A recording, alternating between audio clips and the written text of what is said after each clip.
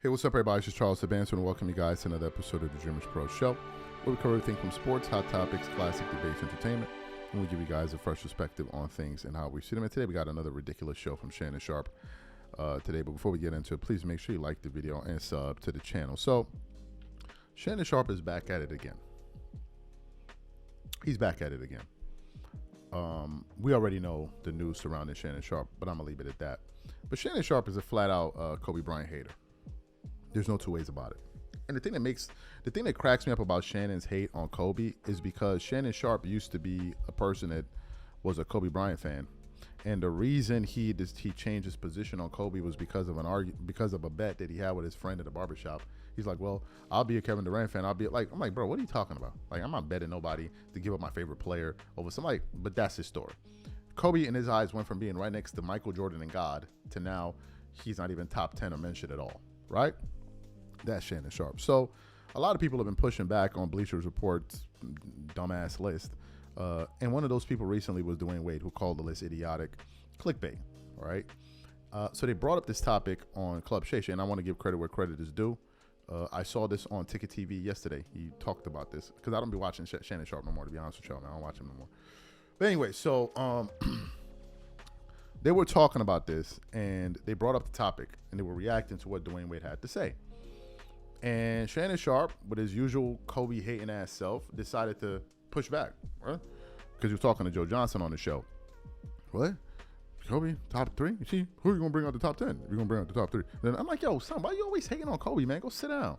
It's just crazy to me. All the people that are affiliated with Klutch and all those dudes, like that camp, like Ticket said, y'all all always hating on, y'all all got the same energy. Y'all all got the same vibes. Y'all got the same talking points. It's like, yo, bro, knock it off, man. Knock it off. And his argument is freaking MVPs, which I'm going to get to in a little bit. So for those of you who didn't hear what hating ass Shannon Sharpe had to say, I want to play it for you now. And I want to come back and continue on the show. Take a listen to what Shannon Sharpe had to say here. You remember the movie Rounders, right? I never saw Yeah, that. I remember Rounders. I never saw that. Oh man, Yeah, Matt Damon, he played, and Ed Norton, they played that. Yeah. Hey, Hey, OG, you got to watch that. Edward Norton was in it? Ed Norton, yeah. Wait, Edward Norton, the one from Primal Fear with Richard Gere? Yes. Hey, he can act, boy. He can act. Yeah. I like him. I got it. Wait, Rounders? Rounders. It's real good. Dwayne Wade says Kobe is a top 3 player of all time and goes off on Bleacher Report for ranking him 11th on their all-time list. If you ask us Hooper, who played against Kobe, all of us are going to talk top 3 of all time. I agree. So what about the guys that played against Kareem? Where are we going to rank Kareem? All the guys that played against Jordan. So I'm not saying Kobe should be 11th. Look, whatever the case may be. But you see what Jordan. Jordan got number 1, and I think the lowest he ranked was like 2 or 3. LeBron, right. The highest he ranked was 2. Maybe the lowest he ranked was like 3. So for the most part, people have been having Jordan going back and forth. Okay, wherever you go. Look, you can debate this until the cows come home. And I've said this, Joe, the guy that gets undervalued the most is Kareem Abdul-Jabbar. Yep, I agree. Because he had the scoring record for the longest. Had it for 40 years until LeBron broke it. Yeah. Yeah, he had it for almost 40 years. They didn't think nobody, first of all, big guys played that long because after you get to a certain point, Kareem get the rebound and kick it out. Hey, Magic will hold that thing up, let Kareem get down there to the block. Kareem throw that hand up, they throw it to him. He throw the sky hook, go back down. Nobody thought anybody was going to break it because even when Karl Malone got close, Karl Malone's body fell apart. Right. Kobe started falling apart. Jordan body started breaking down. So ain't nobody going to break it. They didn't think nobody could break it. But he got 6 MVPs. 6. He got more than anybody. Yeah. And back then, that was the last year that the players were allowed to vote. The players used to vote for the MVP, Joe. Yeah, I know. They don't let it happen no more. No. Because in 62, was it 62? I think no. Might have been 60. But I don't understand why though. I don't understand why the players can't vote. They think it's favoritism. Yep. They don't think they'll keep it real, huh? No, they not. Because of my friend, my buddy. That's how it was for the Pro Bowl. Hey, my man, hey, such and such. Hey, man, make sure you vote for such and such. No, y'all ain't gonna keep it real. Let's be real. We got friends, and they on the ballot. I'm gonna vote for him. Hey, plus he in a contract year, knowing that if he makes first or second team All NBA, guess what he gets? He gets a Supermax contract. Yep. But then here's the thing. Then we leave it in the hands of people who've never played the sport before. Yeah. That's And tough. now you're still gonna have a drawback from that. You're not gonna be able to appease everybody. Right. Somebody's gonna be upset with what you say. So let me ask you this, Joe. You played the game. Yeah. Where would you rank Kobe? In front of all those guys. So you got him in the top 5. I was thinking more like 2 guardish. I didn't know we was talking about like the whole league. Yeah, because they didn't rank position. They ranked the top, what was it, the top 25, the top 100? And Ash, can you pop the list up right? Okay, here it is. There was the top 100. Number 1 was Michael Jordan. Number 2 was LeBron James. Number 3 was Kareem Abdul-Jabbar. Number 4 was Magic Johnson. Number 5 was Shaquille O'Neal. Number 7 is Tim Duncan. Number 11 is Larry Bird. Number 9 is Wilt Chamberlain. Number 10 is Stephen Curry. Number 11 was Kobe Bryant. But that's tough. I don't know. I'm gonna have to put him in that top 10. I don't know who I'm taking out. But see, that's the thing. Ocho, tell Joe what we do. We got to pick. If you bring somebody in, you got to take somebody out. Yep. What is that? You can see that? It's blurry. Damn. What is it? Me and Kobe sitting there arguing at News Cafe. Yeah. Who you taking out? You taking out Jordan? You taking out LeBron, Kareem, Magic, Russell, Shaq, Duncan, Bird, Wilt, Curry? Because I guarantee you, guys that played against Magic Johnson say Magic Johnson not coming out of the top 5. Absolutely. Guys that played against Shaq, Tim Duncan is very underrated. Very underrated. So you heard Shannon Sharpe's hating ass. Let me ask you guys a question. What sounds more ridiculous to you?